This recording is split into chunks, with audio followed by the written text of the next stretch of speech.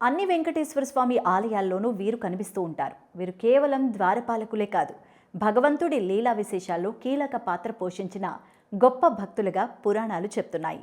ఇక పురాణాల ప్రకారం జయ విజయులు వైకుంఠానికి చెందిన మహావిష్ణువుకు అత్యంత ప్రీతిపాత్రమైన విశ్వాసపాత్రమైన సేవకులు. వీరు నిత్యం స్వామివారికి రక్షణగా ఉంటూ లోపలికి ఎవరు వెళ్ళాలి, ఎవరు వెళ్ళకూడదు అనే నియమాలను పర్యవేక్షిస్తూ ఉండేవారు.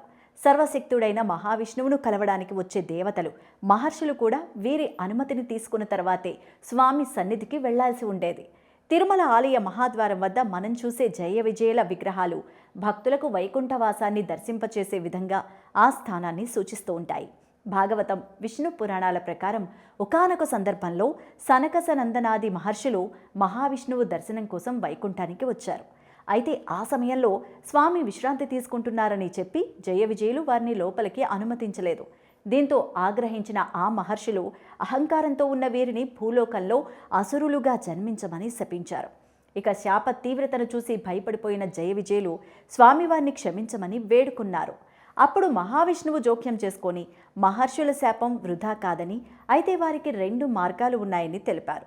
7 జన్మల పాటు భూలోకంలో తన భక్తులుగా జన్మించడం, లేదా 3 జన్మల పాటు తనకు శత్రువులుగా జన్మించి తన చేతిలోనే మరణించి తిరిగి వైకుంఠం చేరడం. భగవంతుడితో విడిగా ఉండడం 7 జన్మల పాటు తమకు అసాధ్యమని భావించిన జయ విజయులు 3 జన్మల పాటు స్వామివారి శత్రువులుగా జన్మించి ఆయన చేతిలోనే మరణించే మార్గాన్ని ఎంచుకుంటారు. ఇక పురాణాల ప్రకారం జయ విజయులు తమ 3 జన్మల్లో ఈ విధంగా మహావిష్ణువు చేత సంహరించబడి తిరిగి వైకుంఠం చేరుకుంటారు. మొదటి జన్మలో హిరణ్యాక్షుడు హిరణ్యకశిపుడుగా, వరాహావతారం నరసింహావతారంలో జన్మిస్తారు. ఇక 2వ జన్మలో రామావతారంలో రావణుడు కుంభకర్ణుడిగా జన్మిస్తారు. 3వ జన్మలో కృష్ణావతారంలో శిశుపాలుడు దంతవక్తుడిగా వీరిద్దరూ జన్మించినట్టు పురాణాలు చెప్తున్నాయి. ఈ విధంగా జయ విజయులు మహావిష్ణువు ముఖ్యమైన అవతారాలకు, ఆయన లీలలకు మూల కారణాలయ్యారు.